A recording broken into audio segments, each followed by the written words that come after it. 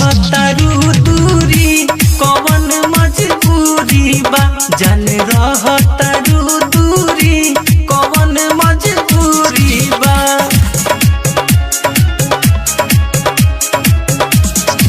संगे खेलल बचपन के दिन कैसे भुला जइबू छोड़ी के हमके जानम बोला कहाँ जइबू। संगे खेलल बचपन के दिन कैसे भुला जइबू छोड़ी के हमके जानम बोला कहाँ जइबू।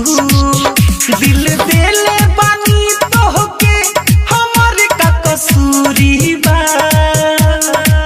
हाँ दिल देले बानी तोहके हमर का कसूरी बा।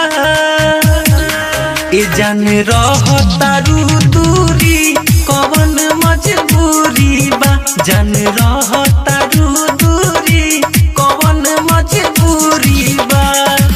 आप सुन रहे हैं अमित पटेल की आवाज में।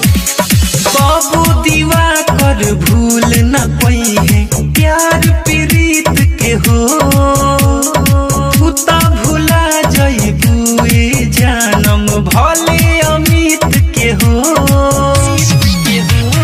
बाबू दीवा कर भूल न पई है प्यार प्रीत के हो तू ता भुला जइबू ए जानम भले अमित के हो।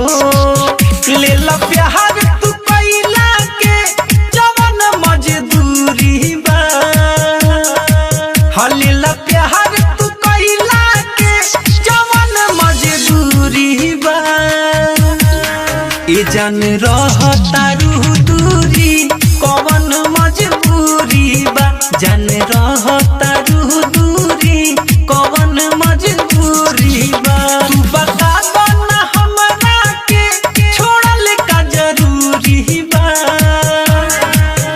तू बता दो ना हमरा के छोड़ल का जरूरी बा। ए जान रहतारू दूरी कवन मजबूरी बा जान रहतारू